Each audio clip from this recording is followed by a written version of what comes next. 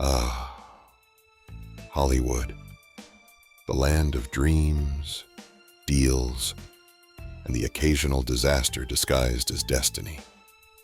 Welcome to Behind the Scams, the show where we pull back the velvet curtain on the most audacious frauds, cons, and elaborate deceptions ever staged.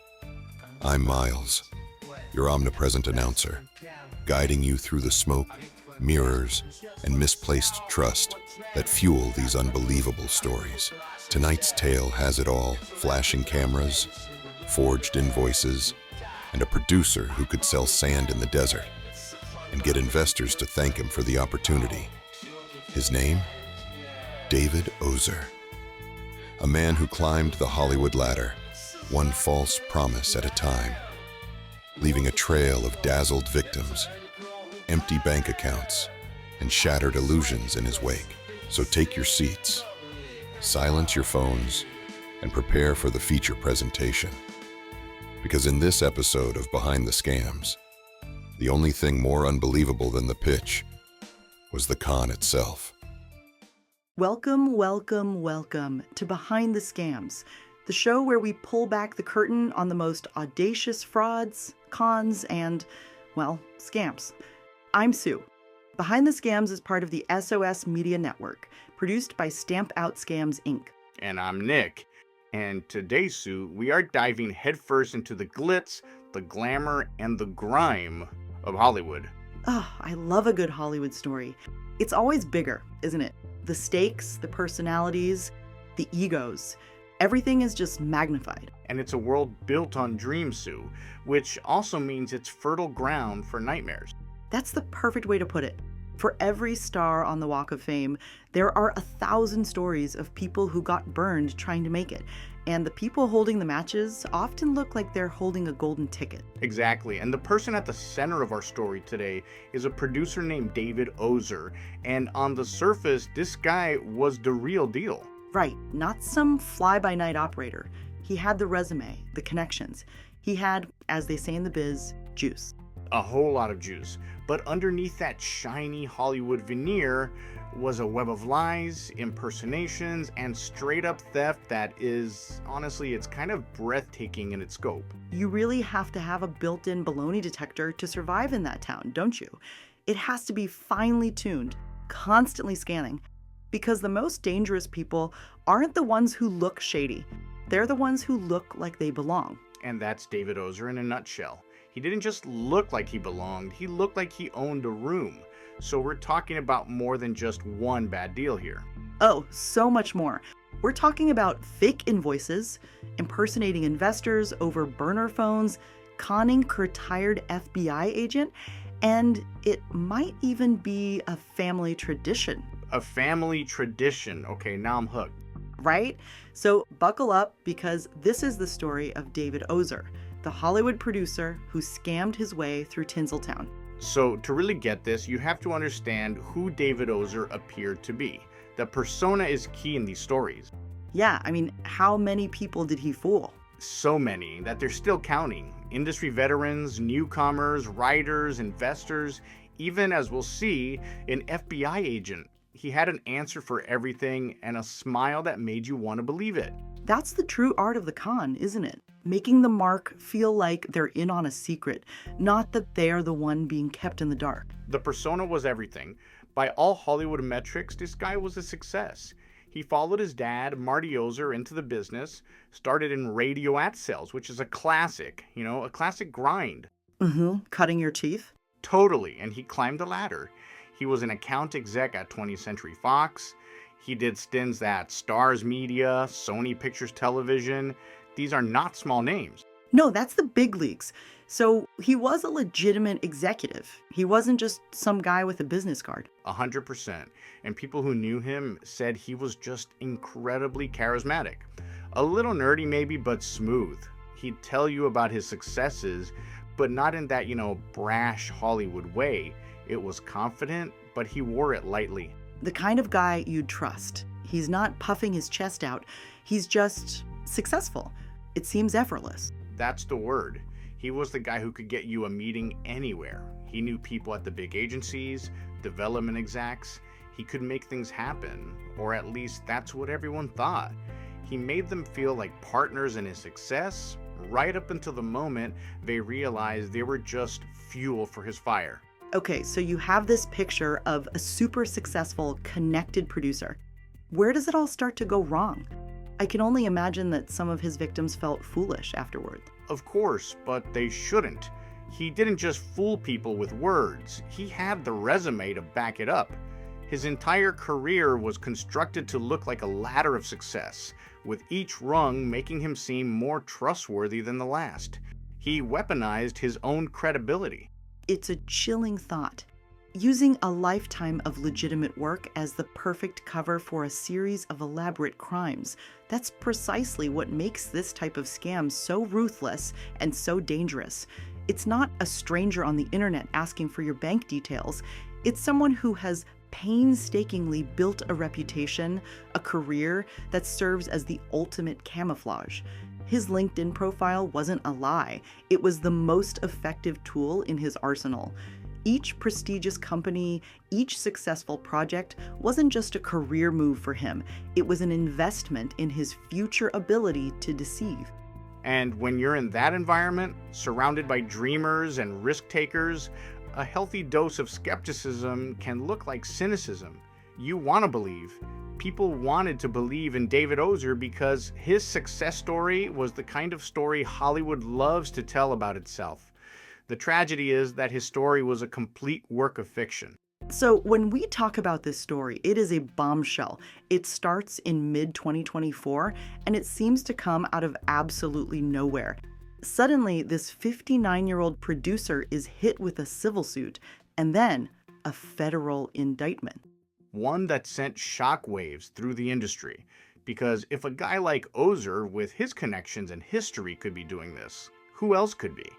It makes you question every deal, every promise.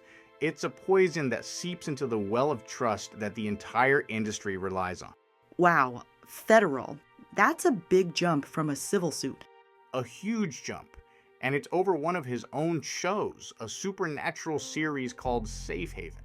Okay, it was co-produced by his company, Strong Studios, where he was the president, and Michael Bay's company, 451 Media Group. Michael Bay. So this is a legitimate project with big names attached, explosions and everything. Exactly. This isn't some indie film with a shoestring budget. And the accusation is that Ozer was just siphoning funds directly from the production budget for his own personal use. It's the ultimate Hollywood sin. You can be difficult, you can be eccentric, but you do not steal from the production. That's sacred money. It is a violation, plain and simple. Yikes, how much are we talking? Over $200,000. But that's just a production ripoff. The actual financial damage likely exceeds $600,000 to $800,000, possibly over $1 million when including unpaid contracts and unreported victims. Okay, not exactly a petty theft. So, Nick, how did he do it? I'm all ears. This is where you see the beginnings of his methods. The indictment said he created phony invoices from dummy companies. Classic. Fraud 101. Right. And get this, he forged his own accountant's signature on the backup documents to make them look legit. That is bold. Forging your own accountant's signature? Who does that? He was counting on his own position as president of his own studio to be the perfect cover. Who would question the man at the top? It's amazing nobody caught on sooner. It speaks to the level of trust he built.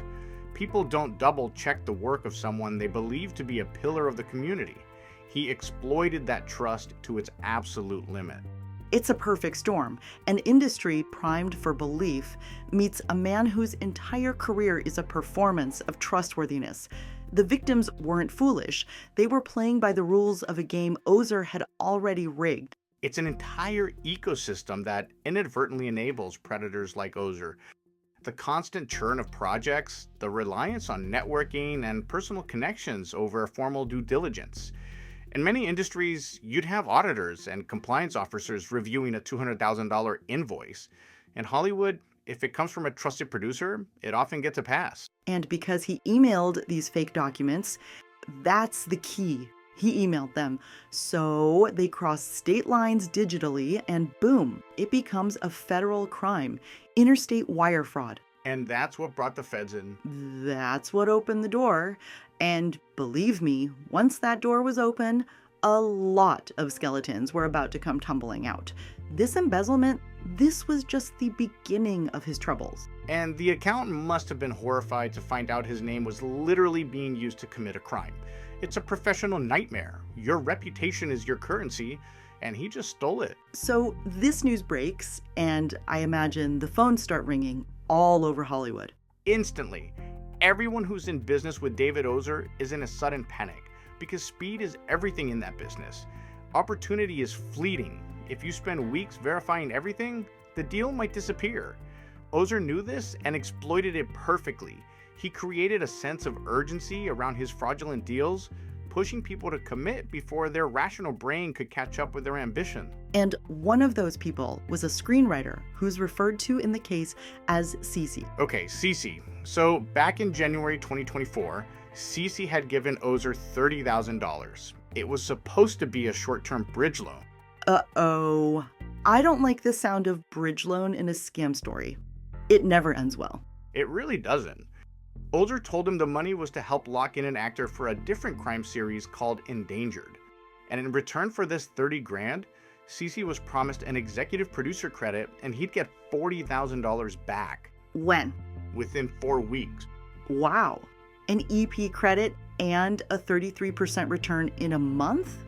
That's almost too good to be true. So is there a moral to this story? If it sounds too good to be true, it absolutely 100% is. A 33% return in a month on a simple loan? That's not an investment, that's a lottery ticket. Almost. It absolutely was. And this wasn't just pocket change for Cece. This was a precarious time, right? After COVID, the writer's strike, the actor's strike, $30,000 was a huge deal for him and his family. But the lure of that executive producer credit is powerful in Hollywood. It's a stepping stone. It can change a career. And he knew that. He wasn't just offering money, he was selling a dream, a foothold in a notoriously slippery industry. He tailored the bait perfectly for his target. So a month goes by and nothing. No money. But Cece isn't freaking out yet. This is David Ozer, right? The successful producer. So when Ozer tells him, just a minor setback, you know how showbiz is, Cece buys it. He's buying time. Did he have any intention of paying it back? It's highly unlikely. The pattern suggests this was never a loan in his mind. It was just income. The excuses, the delays, that wasn't a plan gone wrong. That was the plan. Totally. He's even setting up other meetings for Cece to keep him on the hook. And then, to prove he's working on it, Ozer texts Cece a picture of himself, supposedly at a Chase Bank branch. The text says, "Morning, I'm at the bank to figure this all out." He sent a photo? That's bizarrely specific. It's all part of the performance. Right, but summer rolls around, still no money. Now Ozer's not even answering his phone. His whole strategy is to keep the victim on the hook for as long as possible until they just give up. Wear them down with promises. It's a war of attrition. So Cece is getting desperate. He goes back through his emails and finds a number Ozer had given him for an investor, a guy the feds later called JB, an award-winning producer from Dallas. JB had apparently vouched for Ozer on the loan. The mysterious third party. Exactly. So Cece decides to call this JB guy directly. He dials the number, and a familiar voice answers. Don't tell me. The voice says, "This is David. Hello?" No way! That's the moment of truth. The moment you have to confront the possibility that this person you trusted, this industry titan, is just a common thief. Yes way. Cece's just confused. He's like, David Ozer, is that you?" And the guy on the other end seems to realize his mistake, immediately changes his tone, and says his name is Keith and he's in Minnesota. So this is a terrible situation to be in. CC must have felt his heart sink. He's dialing the number, hoping for a resolution from this JB character, and instead, he gets the one voice he probably didn't want to hear. He picked up a burner phone he was using to impersonate someone else and answered with his real name. That is an incredible mistake, an unbelievable slip-up. CC pushes back. David, I can tell it's you. Where's my money? And Keith just says he doesn't know what he's talking about and hangs up. That's the moment the whole house of cards starts to look really shaky. It's the moment CC knows he's been had. And just to make it crazier, Ozer as himself calls CC back 30 minutes later just to check in. The audacity is just off the chart. And think about the context for someone like CC, the screenwriter. This was happening right after the industry had been rocked by strikes. Creatives were financially and emotionally vulnerable. They were desperate to get back to work, to get projects moving. Ozer didn't just see a man with $30,000, he saw an opportunity born from industry-wide anxiety. He was a predator sensing weakness. The promise of an executive producer credit plus a quick and profitable return on a loan, it was the perfect bait for someone trying to regain their footing. It wasn't just about the money, it was about career momentum. He was selling hope to people who were running low on it. That makes the betrayal so much deeper. He wasn't just stealing from their bank accounts. He was stealing their chance to recover, to get ahead after a period of intense professional hardship. The casual cruelty of it, especially the follow-up call just to check in after being caught on the burner phone, is what really gets me. It shows a complete lack of a conscience. And the sad part is, this wasn't even his worst crime. Not even close. This was just one thread in a much larger, more tangled web. So you might be thinking, where does this kind of behavior, this level of deception, come from? Because this level of deception doesn't just appear out of nowhere. Well, let's look at the family tree, because the Ozer family had known its share of controversy over the years. This wasn't exactly their first rodeo with scandal. And to understand the spider at the center of it, you really do have to look at where he came from. So this is the family tradition you mentioned. It sure seems like it. So David is the oldest son of a broadcast executive named Marty Ozer. They had this charmed upbringing in an affluent suburb of New York. His mom, Barbara, was a Long Island socialite. We're talking a privileged childhood. Theirs fate had a tennis court with stands for people to watch his younger brother Todd, who was a tennis prodigy. Stands. Not just a court, but stan. Right, it's learned behavior. It's nurtured. And in the Ozer household, it seems like it might have been part of the curriculum. And that moment on the phone, it's such a cinematic cliche. The con man getting tripped up by his own lie. But it really happened. It's a moment of pure, unadulterated panic. You can almost hear the gears grinding in his head as he tries to pivot from "this is David" to "I'm Keith from Minnesota." It's the desperate improvisation of a man whose carefully constructed worlds are colliding. For CC, that must have been a moment of horrifying clarity. The slow motion realization that the friendly, powerful producer and the shady, evasive investor were the exact same person. The floor must have dropped out of for him. Every promise, every meeting, every reassuring text suddenly recontextualized as part of an elaborate deception. But let's go back to 1992. David Ozer is 27 years old, working at 20th Century Fox. There's a show on Fox called A Current Affair. Absolutely. This wasn't just any show. It was the kind of television that could make or break a public figure overnight. It had a huge audience and a reputation for sensationalism. Well, one episode focuses on a rising New York politician named Richard Korn. It paints him as a playboy trying to swindle socialites out of their houses. And two of the women featured in this story, a woman named Shelley Silver and David's mother, Barbara Ozer. His own mother, on A Current Affair, which is very important context for this story. Yeah, but after the show airs, Korn sues. He claims he was told his career would be destroyed unless he paid $10,000. He refused, the show aired, and his political career was done. So, alleged blackmail, and for his own mother to be involved in a story on that show while he's working for the parent company, the conflict of interest is staggering. It's a hornet's nest of ethical problem. And it gets worse. The other woman, Shelley Silver, completely recants her story in a sworn statement. She says everything she and Barbara Ozer said about Korn were lies, and that Barbara orchestrated the whole thing to hurt Korn. Wow, so this is not a good look. It's a complete betrayal, and it paints a picture of Barbara Ozer as someone willing to manipulate the media and ruin a man's life for her own reasons. And here's the kicker. Shelley also stated that David Ozer, then 27 years old, told her he was the one who approached the producer at A Current Affair to get the episode made in the first place. And to have her own son, David, allegedly be the one pulling the strings to get the story on the air, it's a level of family collusion that is just dark. So he was allegedly involved in a scheme with his mother to destroy a political career on national television. That's the allegation. And this Shelley Silver was so scared of the Ozer family's connections that she left Long Island and had a judge conceal her new address. She was in constant fear for my safety. It suggests a shared worldview where rules don't apply, where the media is a tool to be used against your enemies. It really is. It's one thing to grow up with privilege. It's another thing entirely to grow up observing that the rules are malleable, that consequences are for other people. The story with his mother and A Current Affair is particularly telling.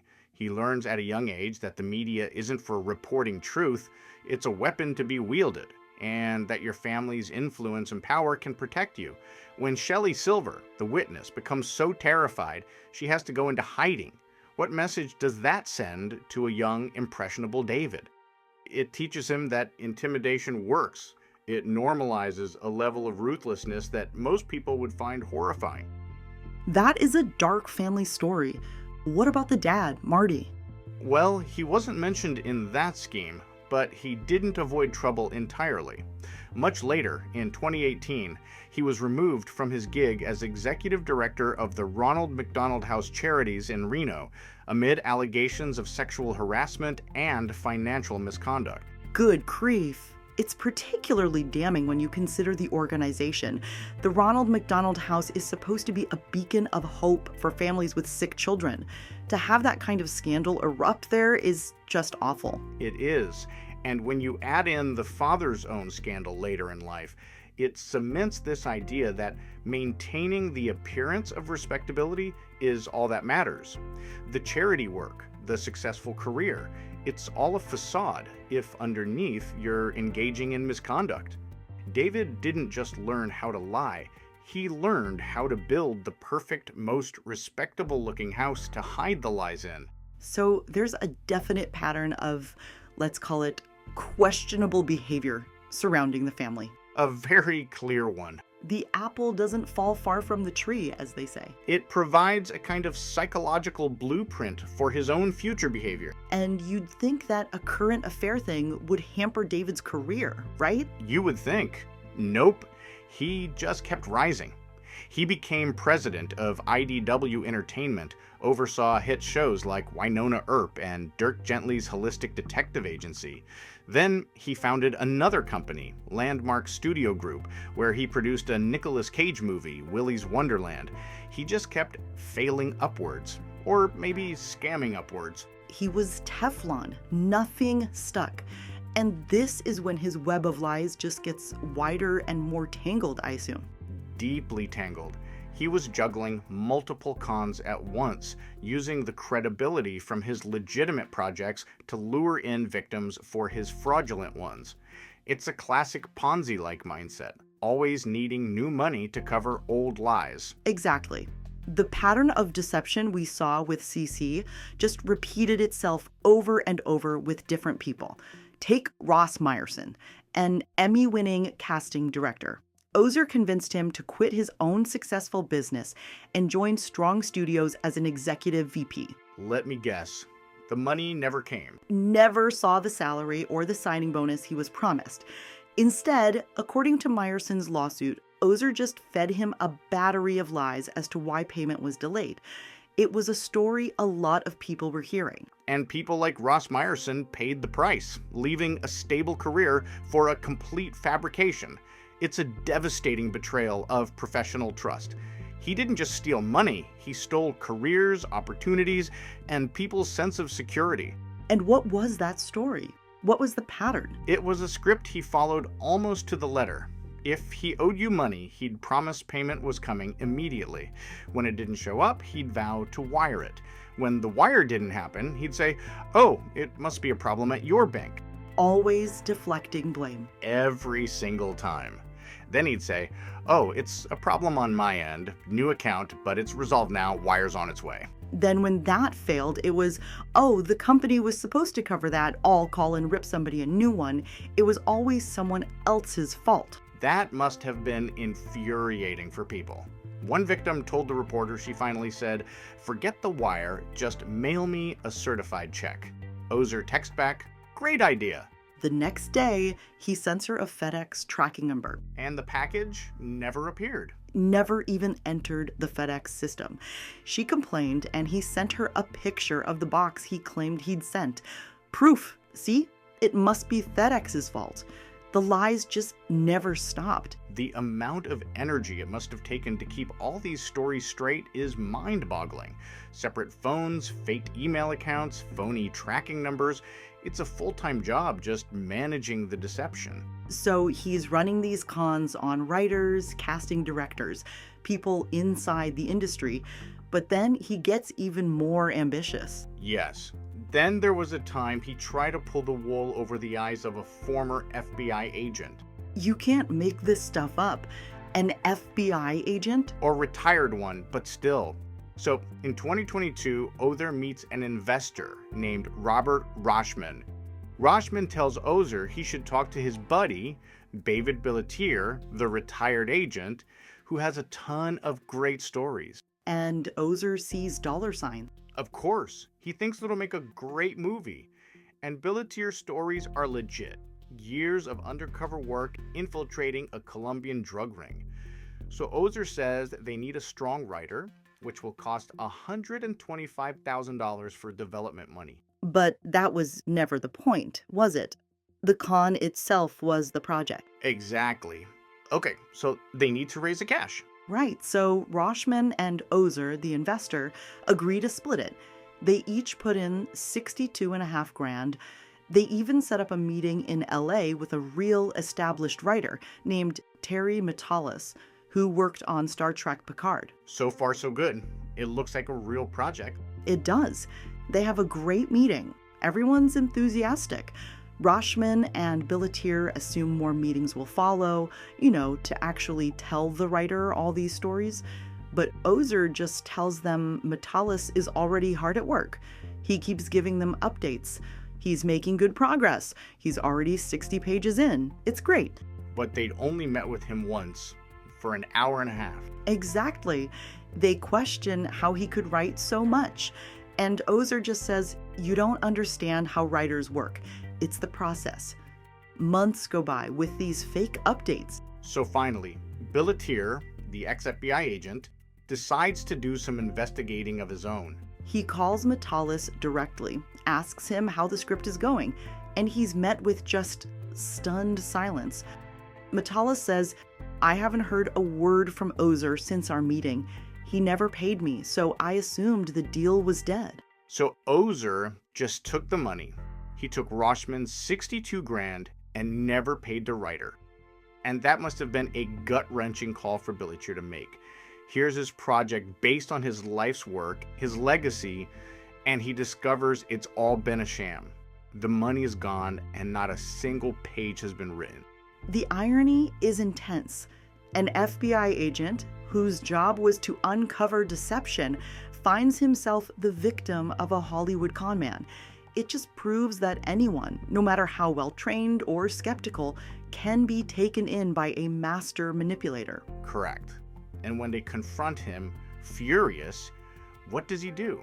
He blames the writer, says Matalas is a crazy creative type and that he'd hired a new, better writer for them. And somehow, he convinces them to meet this new writer. This guy's ability to talk his way out of things is remarkable. It's a superpower. It is. So they start the process again with his new writer. He actually writes a full treatment. But the money from Ozer, same old story. Wires don't go through, bank problems, etc. But this time, Ozer deflects and says the funding is coming from a new partner. And this is where the impersonation scheme really kicks into high gear. He's not just lying about delays anymore. He's creating entirely fictional characters and business relationships to prop up his house of cards. Let me guess who this new partner is. JB? The one and only. Ozer connects the writer with JB, the noted producer from Dallas. The writer exchanges emails, talks on the phone a few times with the man he believes is JB, and his concerns are eased. A real person, mind you, whose identity he effectively stole to lend his scam credibility. It's identity theft in service of fraud, but it's just Ozer on another burner phone. We can assume so. The writer eventually loses patience and happens to reach out to a mutual colleague he has with the real JB. He complains about not getting paid. The colleague is shocked, calls the real JB, who has no idea what he's talking about. And the whole thing unravels. Completely. They conference the writer in, and he immediately realizes the voice of the real JB is not the voice he's been talking to. He'd been duped. They even did a GoDaddy search and found the fake email domain used to impersonate JB had been set up the morning of the writer's first interaction with him. That's the smoking gun. And that must have been the final straw for everyone involved. It's the digital paper trail. In the old days, a con man could disappear. But now, every fake email, every domain registration, every burner phone ping leaves a trace. He was building his own prison cell with every lie he typed. Which led to his downfall. That was it. And they were especially furious because all this time, while he's running these new cons, he's telling them the original safe haven charges are just a misunderstanding. But in reality, he was preparing to plead guilty. The walls are finally closing in. They are. On July 30th, 2024, Ozer signs a plea agreement. He admits he intended to defraud and obtain money from the safe haven production. He admits to taking about $137,000 from one account and $78,000 from another. So he's confessed to the original crime. Pretty much. In exchange for admitting to this whole range of deceptions, he was charged with just 2 counts of wire fraud. One for safe haven and one for all the new stuff. And the sentencing? Well, he didn't exactly get what was coming to him. On May 6th, he finally appeared in court and pled guilty. He was sentenced to 18 months in federal prison and ordered to pay almost $400,000 in restitution. On July 14th, he surrendered to the Federal Bureau of Prisons. But just 18 months for all of his crimes and deception? Let's face it, there was decades of lies and cons on his part. It doesn't seem like much of a punishment. The maximum was 40 years. It's a common outcome in these complex fraud cases. The prosecution bundles a wide range of crimes under a simple, provable charge like wire fraud to ensure a conviction, even if it doesn't encompass the full scope of the harm done. And to tell you the truth, Sue, this happened to me very often during my career in federal law enforcement. I would spend a couple of years investigating some huge financial crime, only to have the assistant United States attorney reduce it down to 1 or 2 petty federal charges, and the crook would get little to no jail time. It is a very frustrating fact of life that continues to this day. That's so sad, Nick, but I suppose it helps explain his confidence. He never broke character because, in his mind, he was always in control of the story.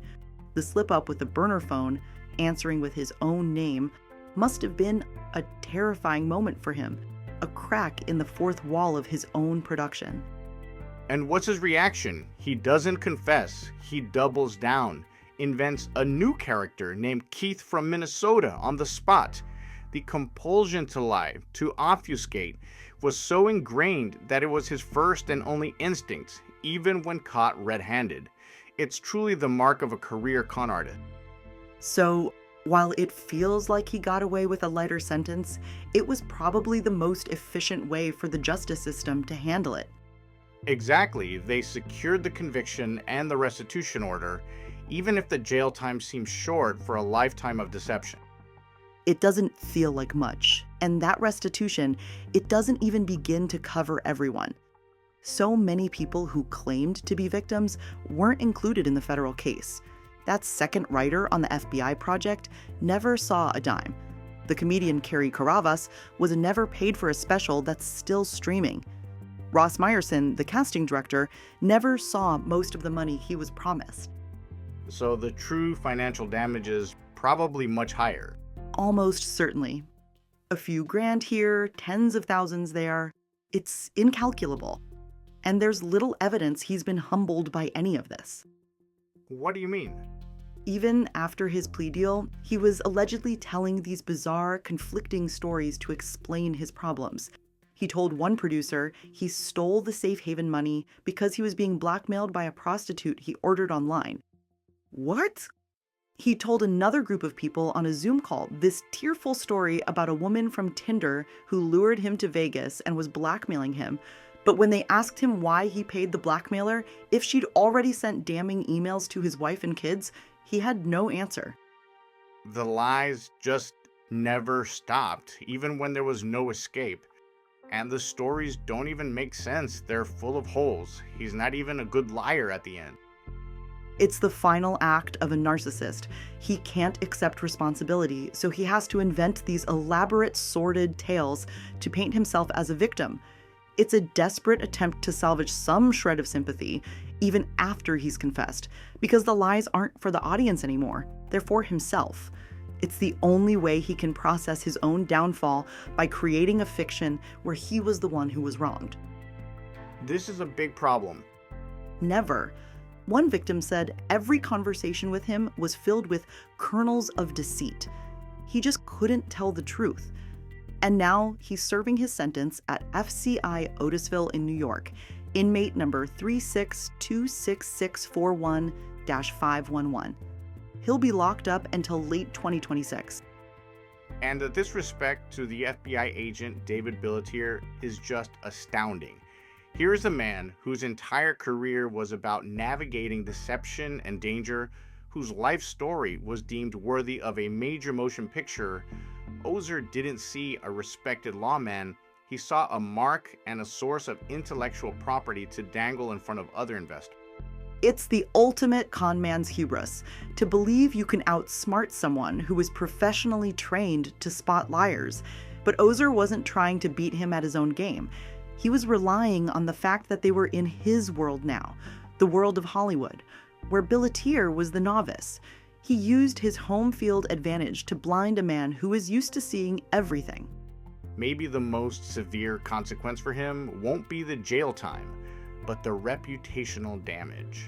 In Hollywood, that's everything. That's right. Any future Google search will reveal that he is no longer a high-flying exec. He's a man who lied for decades, a producer who swindled money and made life hell for his victims. This is a convicted felon. This is David Ozer. So now we know the end of the story. The persona he spent a lifetime building has been completely and irrevocably shattered.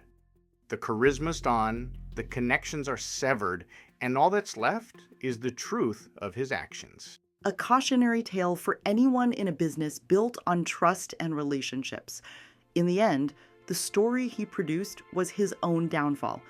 A true Hollywood ending in a twisted way. Just not the ending where the hero rides off into the sunset with a beautiful woman in his arms. Nope, and it was the most expensive production of his life, and the only person who paid for it was him and his many, many victims. And it raises a difficult question about justice in cases like this. 18 months in prison and a restitution order that doesn't cover all the victims? Does that truly balance the scales? He shattered careers, drained savings, and caused immense emotional distress over many years. The damage is far greater than the dollar amount in the plea deal. It often feels like the system is better equipped to quantify financial loss than it is to account for the human cost. The years of anxiety his victims endured, the lost opportunities, the broken trust, you can't put a number on that. So while the prison sentence is a form of accountability, it can feel wholly inadequate when you consider the totality of the harm. And that's often the lasting victory for the con man. Even when caught, the emotional and professional scars they leave on their victims last far longer than their prison sentence. The money might be paid back, but the trust, once so thoroughly broken, is almost impossible to fully restore. Perhaps the most fitting punishment, as you said earlier, Nick, is the public nature of his downfall. In a town built on reputation, his is now permanently defined by the scam. That public record is a life sentence in a way. It is, and it serves as a stark reminder for the entire industry. For every David Ozer, there are countless legitimate producers working tirelessly to bring stories to life. His actions tarnish the industry as a whole, making it harder for everyone to build a trust necessary for collaboration. That's a crucial point. The real victims aren't just the ones who lost money. It's the entire ecosystem of writers, directors, and actors who now have to be even more guarded. It slows down the creative process and fosters an environment of suspicion instead of partnership. It really does. It forces people to spend as much time vetting their partners as they do honing their craft. You are so right, Nick, and at this point, we will have to put our own Hollywood ending on this one. At least I get to ride off with a beautiful woman on my arms, my very own wife. Wow, Nick, you are making me blush. Now, when you say ride off on your arms, where exactly are we riding off to? That's easy. We're riding off to the kitchen so we can have lunch. Your husband is hungry. Yikes. Now that is a true romantic Hollywood ending. With all that said, this is Sue saying bye for now. And this is Nick. Thanks for tuning in to another fantastic episode from Behind the Scams. And so ends another tale of glitter, greed, and deception beneath the California sun. David Ozer, once a Hollywood insider with the right contacts and the perfect smile, now an inmate with a number instead of a title card. The man who turned trust into a business model finally ran out of believers. But in this town, the illusion never really dies. Somewhere, another fast-talking dreamer is rehearsing their lines, ready to play the next part in the endless sequel called The Confidence Game. From the red carpets to the courtroom steps, it's a short walk. When the story's built on lies, this has been Behind the Scams, part of the SOS Media Network, where truth always takes center stage. Subscribe, share, and join Nick and Sue next time as we unravel another true story of charm, crime, and consequence. Until then, remember, in Hollywood, not everything that shines is gold. Sometimes, it's just the reflection off a very expensive lie.